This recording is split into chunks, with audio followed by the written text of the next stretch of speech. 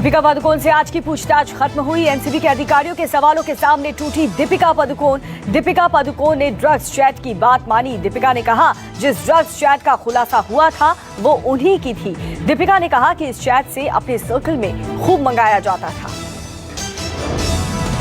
दीपिका के कबूलनामे के बाद दीपिका की मुश्किलें बढ़ना तय है। सुबह 9:45 से करीब 6 घंटे तक हुई पूछताछ। दीपिका की मैनेजर करिश्मा प्रकाश और दीपिका को आमने सामने बैठाकर पूछताछ की गई। आज की पूछताछ के बाद दीपिका एनसीबी दफ्तर से निकली। एक चैट के बाद दीपिका पादुकोण कटघरे में दीपिका ने व्हाट्सएप चैट में अपनी मैनेजर करिश्मा से पूछा था कि माल है क्या। इसी ड्रग्स चैट को लेकर के दीपिका से एनसीबी के 4 अधिकारियों ने पूछताछ की। पूछताछ के दौरान दीपिका से उनका मोबाइल फोन भी रखवा लिया गया था। दीपिका पादुकोण ने कई सवालों का सही जवाब नहीं दिया। ड्रग्स खुद के लिए लेने पर दीपिका पादुकोण ने चुप्पी साध ली। ड्रग्स चैट की बात कबूलने के बाद अधिकारी जानना चाहते थे क्या दीपिका भी ड्रग्स लेती हैं। इस सवाल का ठीक जवाब दीपिका पादुकोण ने नहीं दिया।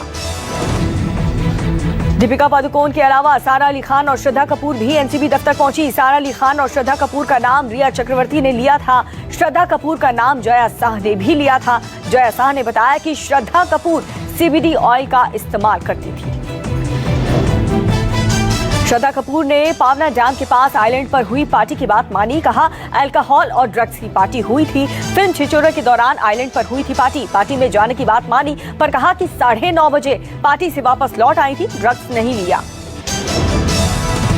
सारा अली खान और श्रद्धा कपूर की पार्टी को लेकर के न्यूज 24 ने खुलासा किया। न्यूज 24 पर सुशांत के फार्म हाउस के मैनेजर ने बताया आइलैंड पर ड्रग्स की पार्टी हुई थी। सारा अली खान और श्रद्धा कपूर मौजूद थे। पावना डैम के पास आइलैंड पर हुई थी पार्टी। पूरे 2000 मार्च मंथ में 2019 में आई थी, तो वो एक ही वक्त आई थी जो छिछोरे की जो शूटिंग जो पुणे में कंप्लीट हुई थी, उस वक्त वो आई थी। सारा अली खान का तो नवंबर 2018 से लेकर फरवरी 2019 तक उनका लगातार 4 या 5 बार आना जाना हुआ है। जैसे बोट बुकिंग करके वो जो पावना में जो एक आइलैंड है छोटा सा, वहाँ पे उन लोग जाते पार्टी वहीं पे होता था। और श्रद्धा कपूर का भी जो छिछोरे की जो टीम आई थी सब, उस वक्त भी वो आइलैंड पे ही गए थे पार्टी करने। दोपहर 12:30 बजे सारा अली खान एनसीबी दफ्तर पहुंची और सारा अली खान के केदारनाथ फिल्म के समय ड्रग्स लेने की बात सामने आई थी। आरोप है कि सारा खान ने सुशांत के फार्म हाउस पर ड्रग्स का सेवन किया था। सारा अली खान पर भी न्यूज 24 पर चश्मदीद ने खुलासा किया कि बोट से सारा भी पावना डैम के पास आइलैंड की पार्टी में गई थी। सुशांत के फार्म हाउस के मैनेजर का दावा है कि उसने अपनी आंखों से टेबल पर हरे रंग का रोल पेपर देखा था। प्लास्टिक की थैली में छोटा सा पॉकेट था, उसके अंदर कुछ ग्रीन कलर की चीज और जैसे तंबाकू जो सिगरेट के जो तंबाकू जो होते हैं ऊपर पड़े हुए थे, और साइड में एक स्मोकिंग पेपर जो रोल पेपर कहते हैं ना, वो पड़ा हुआ था। और उसके बाजू में एक ड्रिंक का ग्लास था और वहाँ पे सैमुअल ऑपिक रुका हुआ था। क्या चीज थी वो मैं कह नहीं सकता कि वो क्या चीज था, वो कभी देखा नहीं था पहले। सारा अली खान ने ड्रग्स लेने से इनकार किया। पूछताछ में सारा अली खान ने कहा कि केदारनाथ फिल्म की शूटिंग के दौरान सुशांत के साथ रिलेशनशिप शुरू हुआ। फिल्म की शूटिंग के बाद सुशांत के केपरी हाउस पर सुशांत के साथ रहने भी चली गई थी। दोनों 5 दिन के लिए थाईलैंड ट्रिप पर भी गए और पार्टी की। रिया चक्रवर्ती सारा अली खान और श्रद्धा कपूर को आमने सामने बिठाकर पूछताछ करेगी। एनसीबी आइलैंड की पार्टी को लेकर के होगी पूछताछ। रिया चक्रवर्ती ने ही सारा और श्रद्धा कपूर का नाम लिया था। एनसीबी ने रिया चक्रवर्ती को गिरफ्तार किया था और भाईखला जेल में है रिया चक्रवर्ती। दीपिका, सारा अली खान और श्रद्धा कपूर से एनसीबी अधिकारियों ने सवालों की बौछार की। सिलसिलेवार ढंग से सवालों का जवाब जानना चाहती है एनसीबी। दीपिका पादुकोण, सारा अली खान, श्रद्धा कपूर बॉलीवुड में ड्रग्स को लेकर कई और नाम भी बता सकती हैं। बॉलीवुड में ड्रग्स पर एनसीबी का शिकंजा कसा। रिया चक्रवर्ती के बाद एनसीबी ने बड़ी गिरफ्तारी की। धर्मा प्रोडक्शन के पूर्व डायरेक्टर क्षितिज प्रसाद को एनसीबी ने गिरफ्तार किया। क्षितिज प्रसाद के घर से ड्रग्स बरामद की गई थी। कल कई घंटों की पूछताछ के बाद हिरासत में लिया गया। ड्रग्स केस को लेकर के करण जौहर ने जारी किया बयान। कहा, मैंने तो ड्रग्स ना लेता हूं और ना ही इसकी सेवन को बढ़ावा देता हूं। करण जौहर ने अपने घर पर ड्रग्स पार्टी होने का आरोप को भी बताया झूठ। करण जौहर ने कहा, पहले भी सफाई दे चुका हूं मैं। क्षितिज प्रसाद को लेकर के करण जौहर ने सफाई दी। करण जौहर ने क्षितिज और अनुभव के धर्मा प्रोडक्शन के कर्मचारी नहीं होने का दावा किया। करण जौहर ने कहा कि कॉन्ट्रैक्ट पर कुछ समय के लिए कंपनी से जुड़े थे ये दोनों। कल क्षितिज प्रसाद से एनसीबी ने पूछताछ की थी। सुशांत के पिता के वकील ने सीबीआई जांच में देरी पर उठाए सवाल। कहा अब तक एम्स की टीम से क्यों नहीं मिली सीबीआई।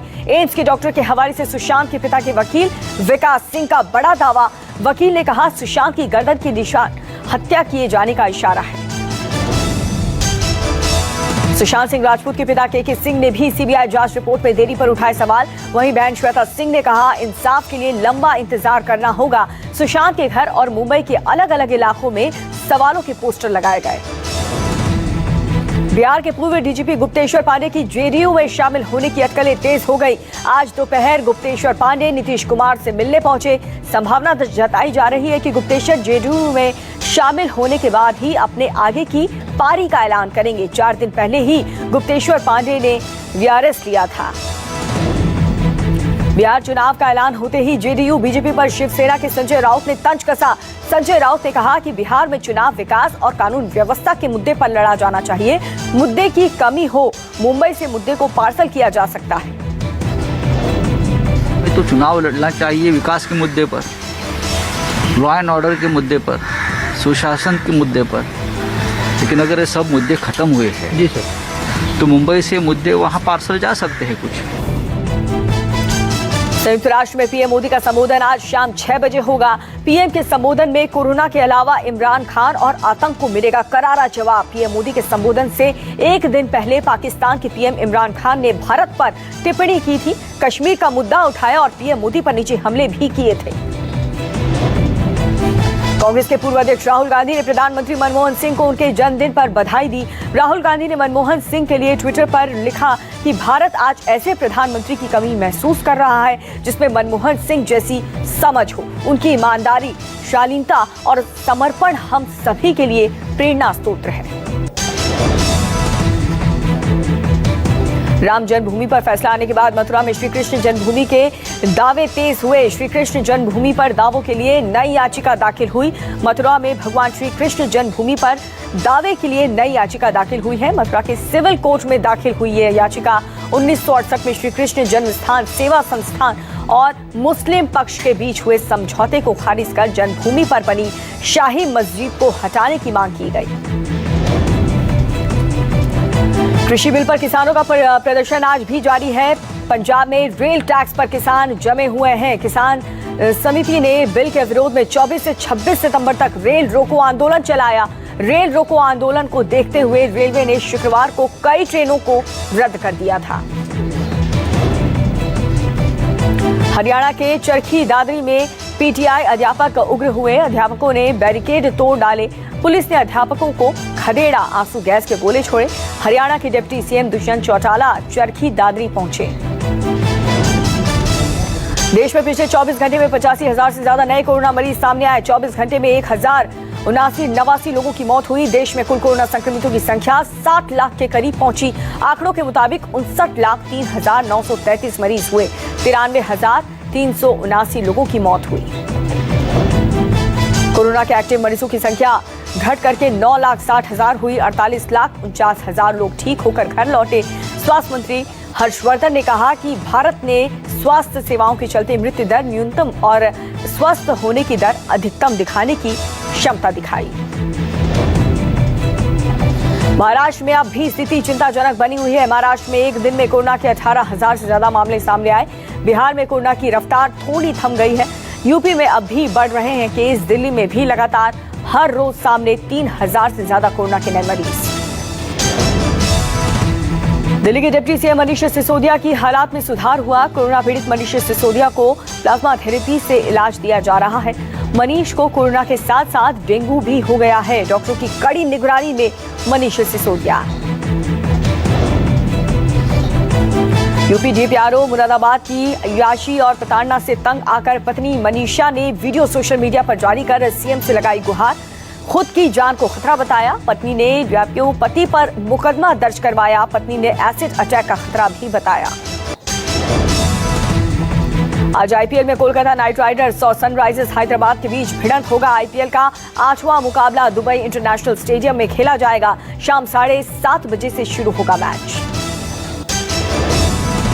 चेन्नई सुपर किंग्स को दिल्ली कैपिटल्स ने 44 रन से हराया। बता दें कि दिल्ली कैपिटल्स ने 20 ओवर में 3 विकेट खोकर के 175 रन बनाए। वहीं चेन्नई की टीम 7 विकेट खोकर महज 131 रन ही बना सकी और इसी के साथ चेन्नई को इस सीजन की दूसरी हार देखने को मिली। कोरोना के कहर की वजह से इस बार बिग बॉस का फॉर्मेट पूरी तरह से बदला हुआ नजर आएगा। बताया जा रहा है कि जिस बिग बॉस की ओपनिंग भव्य और टीआरपी बटोरने वाली हुआ करती थी, उस ग्रैंड प्रीमियर की शूटिंग पहले ही की जा चुकी है। यानी कि इस बार बिग बॉस के कंटेस्टेंट अब सीधे बिग बॉस के घर में एंट्री करेंगे। ब्रिटेन की टेलीकॉम कंपनी वोडाफोन ने भारत सरकार के खिलाफ अंतर्राष्ट्रीय मध्यस्थता का मुकदमा जीत लिया। बता दें कि ये पूरा मामला तकरीबन 20,000 करोड़ रुपए के रेट्रोस्पेक्टिव टैक्स का है। आपको बता दें कि इस मामले में वोडाफोन के पक्ष में फैसला आया।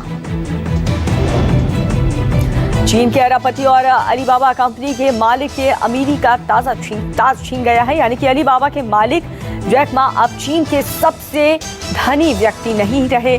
ब्लूमबर्ग के मुताबिक चीन के डिब्बाबंद पानी बेचने वाले वुल्फ ने उनसे अमीरी का ताज छीन लिया। संयुक्त राष्ट्र महासभा के 75वें सत्र पाकिस्तान के प्रधानमंत्री इमरान खान ने जम्मू कश्मीर समेत भारत के आंतरिक मामलों को उठाया, जिसका पलटवार करते हुए भारत ने कहा कि इस्लामाबाद ने फिर एक बार झूठ को दोहराया है। श्रीलंका के प्रधानमंत्री महिंदा राजपक्षे और प्रधानमंत्री नरेंद्र मोदी के बीच वर्चुअल द्विपक्षीय शिखर वार्ता की शुरुआत हो गई है। बताया ये भी जा रहा है कि दोनों नेताओं के बीच राजनीतिक, आर्थिक, वित्तीय विकास और पर्यटन के मसले पर बात होगी। यूक्रेन में एक बड़े प्लेन हादसा हो गया, जिसमें एयरक्राफ्ट लैंड करते वक्त जमीन से टकरा गया। जमीन पर प्लेन गिरते ही प्लेन में आग लग गई, जिसमें 25 लोगों की मौत हो गई। घायलों को अस्पताल में भर्ती कराया।